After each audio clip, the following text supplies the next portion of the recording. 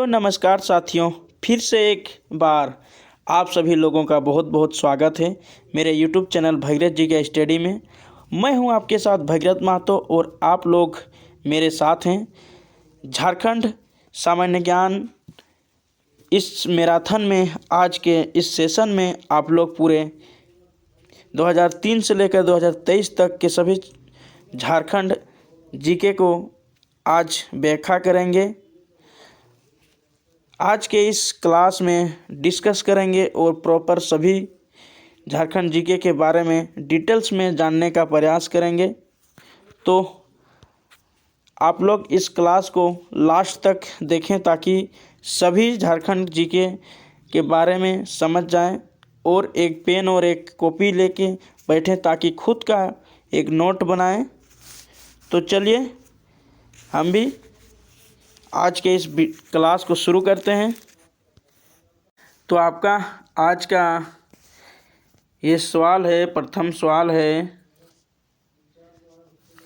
झारखंड में सिंचाई के लिए किस संसाधन का प्रयोग सर्वाधिक किया जाता है? सिंचाई के लिए सबसे ज़्यादा कौन सा साधन का उपयोग किया जाता है? ऑप्शन है ए तालाब या झील, बी नलकूप, सी नहर, डी कुआं। तो साथियों, सबसे ज़्यादा सिंचाई से संबंधित साधन का उपयोग करते हैं कुआं। तो सबका सही जवाब है ऑप्शन डी कुआं। आपका अगला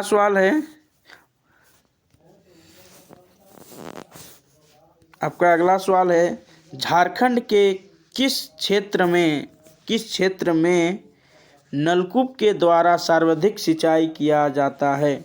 कौन ऐसा जिला है जहां नलकूप के द्वारा सर्वाधिक मतलब सबसे ज़्यादा सिंचाई किया जाता है? ऑप्शन है ए रांची में, बी पलामू में, सी गोड्डा में, डी लोहरदगा में। तो साथियों, सबसे ज़्यादा नलकूप के द्वारा लोहरदगा जिला में सिंचाई किया जाता है। सही जवाब है ऑप्शन डी लोहरदगा जिला। आप लोग को लग रहा है साथियों कि डायरेक्ट 36, 37, 38 प्रश्न नंबर से हम आज का ये सेशन देख रहे हैं, तो ऐसा बात नहीं है। हम पिछले वीडियो में डाल चुके हैं 1 से लेकर 35 तक। तो आप लोग जाके मेरा पिछला वीडियो मेरे चैनल में देख सकते हैं। तो अभी का आप लोग का सवाल है, राज्य में कुएं से सिंचाई की जाने वाला क्षेत्र कौन सा है? कुआं से। ऑप्शन है ए रांची, बी पलामू, सी सिंहभूम, डी गुमला। तो आप लोग देख चुके हैं, नलकूप से सिंचाई करने वाले कहाँ था? लोहरदगा था। और कुआं से भी देख चुके हैं। तो अभी है कुआं से सिंचाई करने वाला। तो सबसे ज़्यादा गुमला जिला में कुआं से सिंचाई की जाती है।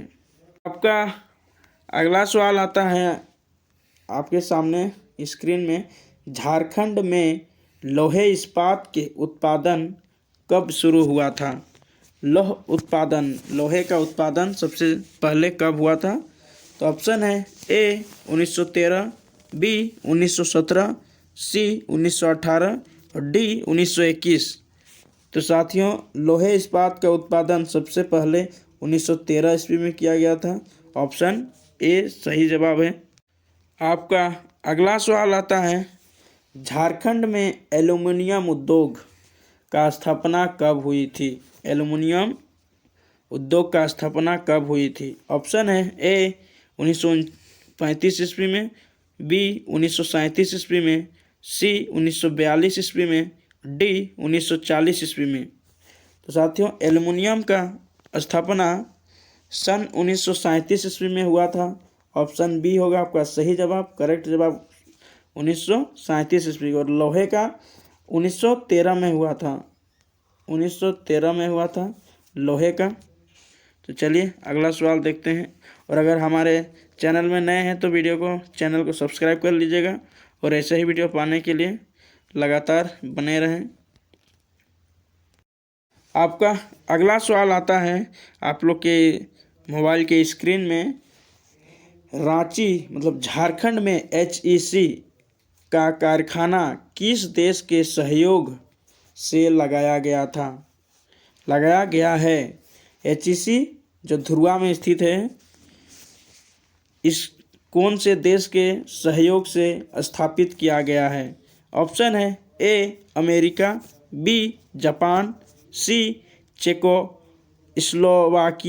और डी ब्राज़ील। तो साथियों सबसे सही जवाब है ऑप्शन सी चेकोस्लोवाकिया। ये एक देश है जिसके सहयोग से HEC हैवी इंजीनियरिंग कॉरपोरेशन कारखाना का स्थापित किया गया था। कहाँ पे? रांची के ध्रुवा में। आपका अगला सवाल आता है आपके स्क्रीन में कि किन चट्टानों को धात्विक खनिज का भंडार कहा जाता है? धात्विक खनिज का भंडार कहा जाता है। ऑप्शन है ए कोडप्पा योगिन, बी धारवाड़ योगिन, सी विंध्यन योगिन और डी इनमें से कोई नहीं। तो साथियों याद रखिएगा ऑप्शन बी सही जवाब है, धारवाड़ योगिन धात्विक खनिज का भंडार कहा जाता है। आपका अगला सवाल है आपके स्क्रीन में, झारखंड राज्य में साइंस सिटी की स्थापना कहाँ की जा रही है? कहाँ किया गया है? अभी तो हो चुका है। तो इसका सही जवाब है क्या होगा?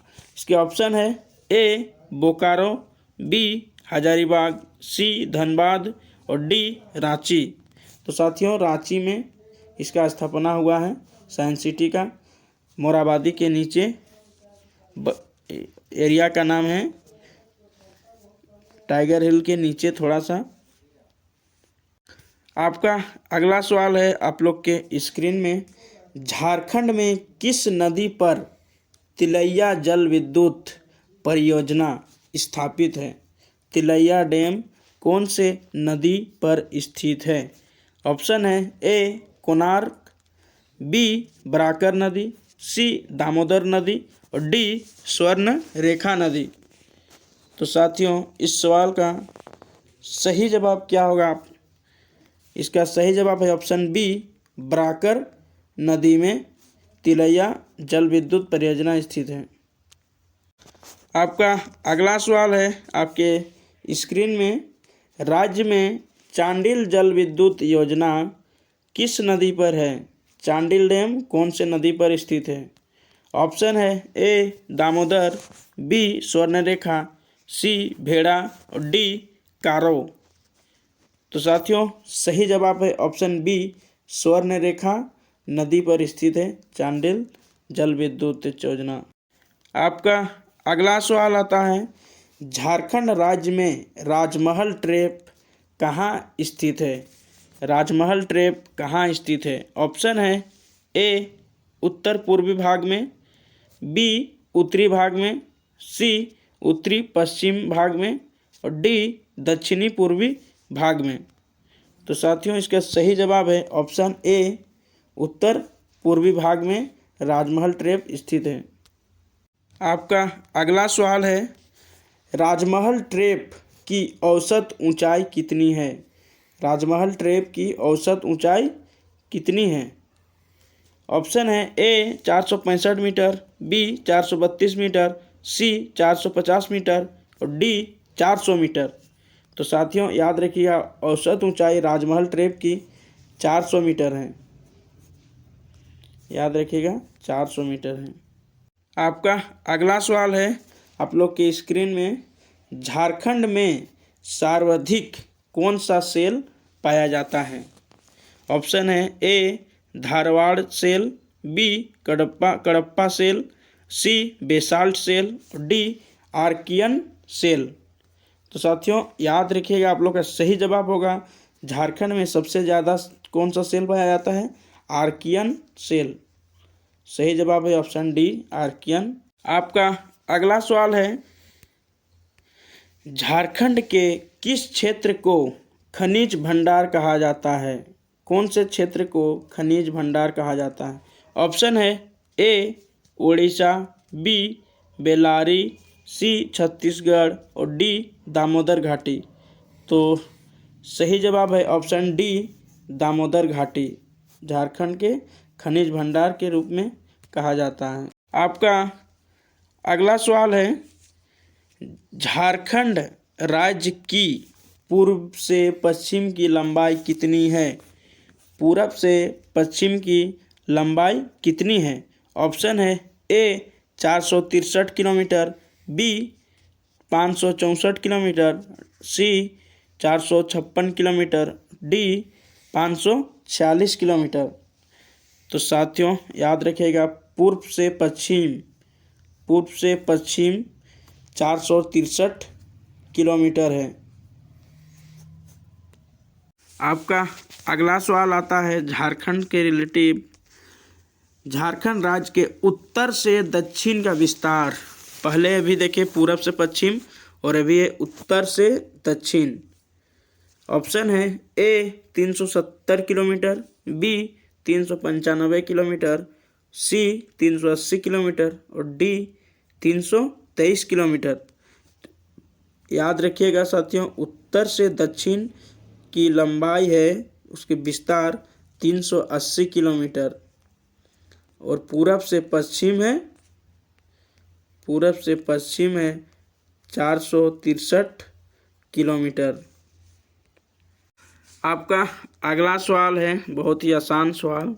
झारखंड का क्षेत्रफल भारत के कुल क्षेत्रफल का कितना प्रतिशत है? ऑप्शन है ए 3.12%, बी 5.23%, सी 2.42% और डी 4.65%। तो याद रखिएगा साथियों, भारत के कुल क्षेत्रफल का 2.42% है।